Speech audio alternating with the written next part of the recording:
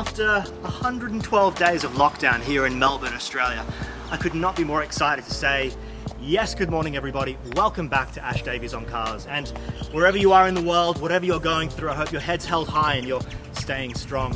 But today is all about cars, because here in Melbourne, our industry's starting to reopen. And this afternoon, we've got a date with the brand new Rolls Royce Ghost. I've missed doing this. I've missed you, Alex. Let's do it.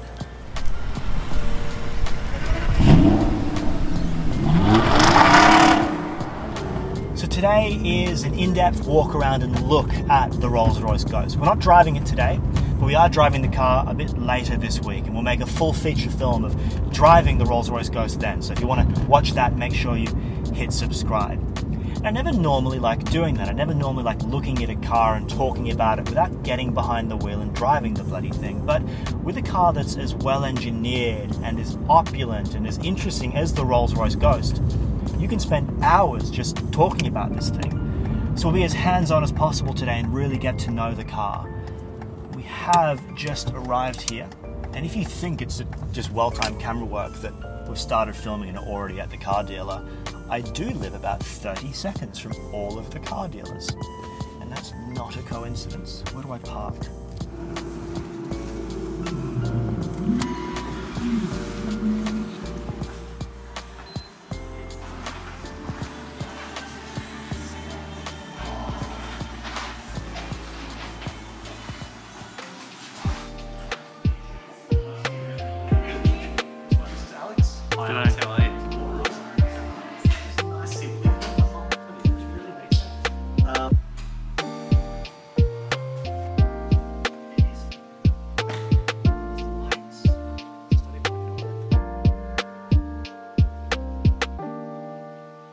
Right, so here we are with the new Rolls Royce Ghost.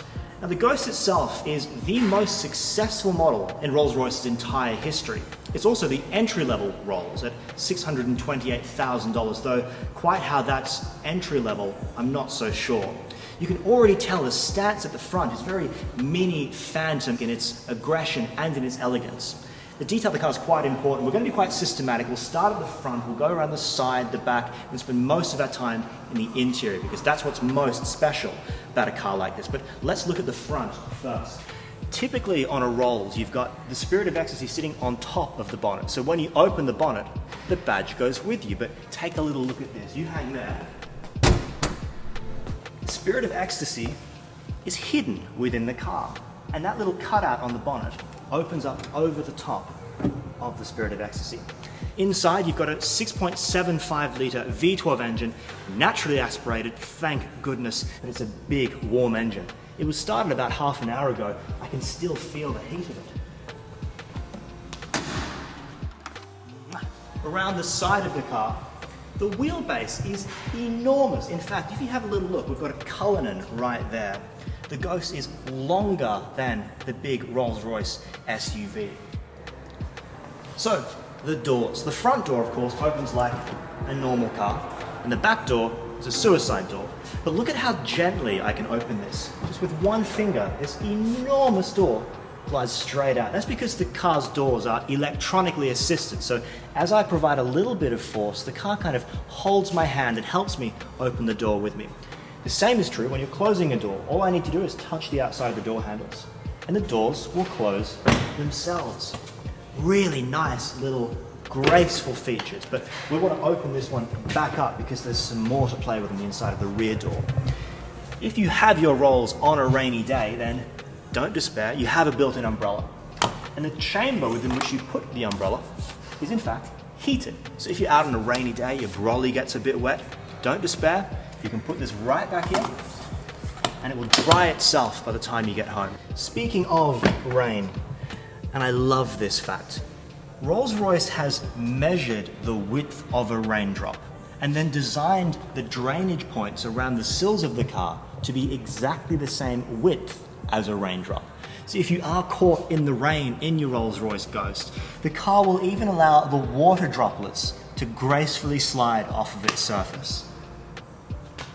Pause for a moment to think about how ridiculous that is. Let's go to the back of the car. I have to appreciate the craftsmanship of how the rear of the car gracefully falls over the bodywork. It's almost wraith-like in the way that it just falls, but it's more convex rather than the concave wraith, if that makes any sense.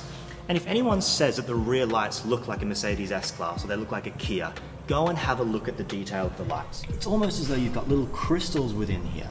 It's a beautiful rear tail light. The boot space is genuinely bigger than my apartment. I'm a bit jealous looking at that. Inside the cabin, gone are the little buttons that you press on the door sills which will close the doors. Instead they're here, almost near the window control, so if I just pull this little lever, the door will close for me. The cabin feels more like you're in the car rather than on the car. Particularly the older Phantom felt like you were sitting perched up with this wall of dials ahead of you. This feels quite small on the inside. You forget the fact that it's longer than a Cullinan. It's actually quite intimate the way that you're presented with these dials, and I have to say, thank goodness they've gone for traditional dials rather than digital screens and displays. I miss that era of near watchmaking inside the cabin of the car. My favourite feature though is this emblematic Ghost symbol, this starline across the inside of the dash with all of these stars on it. Interestingly, that's not an OLED panel or an LCD screen behind that.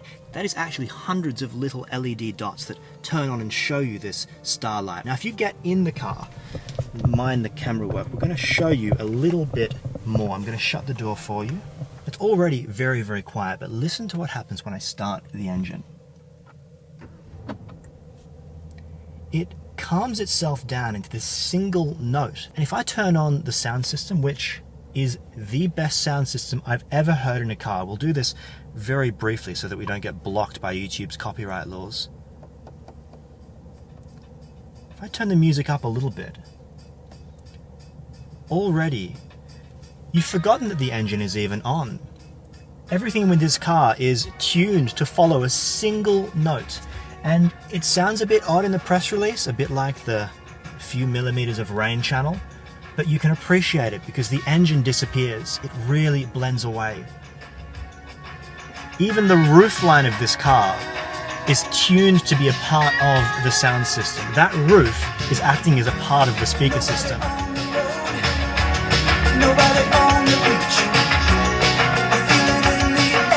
That's 8 seconds. We're going to get YouTube banned there. The back of the car, which in a Rolls is as important as the front. You do have a little door button up on the B pillar like you have in the other Rolls to close that big heavy door for you. And the first thing you experience, as odd as it sounds, is the carpet. If you ever see a Rolls Royce at a dealership or at a motor show, if you see one on the road, please do me a favor, get out, touch the carpet, just put your fingers into here, because you really have to experience how lush and thick and beautiful this sheep's wool is. Notice as well that there are no screens in the back of this, because they're hidden so gracefully. If I touch the little power button here by the side of the seat, a little tray table and a screen will fold out for me. That is a touch screen. It's got all my car controls here. I can look at vehicle settings and I have the same heads-up display and details of music that I have there on the front screen. If I want to take that screen away and just have a little tray table, I can do that as well by pressing the button again. This is a 3-seater car, but most people are going to drive it as a 2-seater rear car. And if I pull down this center console, it forms itself into the rear of the cabin as though this was a permanent armrest. My favorite little piece as well. If you look in here, of course, you've got a fridge. And of course, there's champagne. I'd love to know the kind of moment that's special enough for you to sit down in the back of your Rolls and open a bottle of champagne. It's kind of life goals. One day you'd love to have something like that to celebrate. And of course, if you are in the back of a Rolls Royce, you want to recline your seat, sit back here on, my God, these pillows are soft. Wow, it's a very soft pillow. And you want to gaze at the star lining. So you can come into the car now if you want to. You can turn on the star lining, turn it right up bright, and every 8 seconds, we should see a shooting star.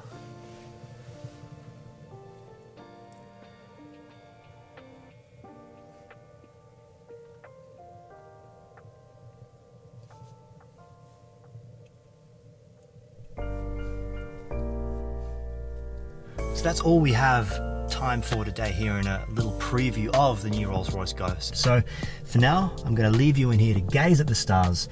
This has been Ash Davies on Cars. Thank you so much for watching, and I'll see you next time.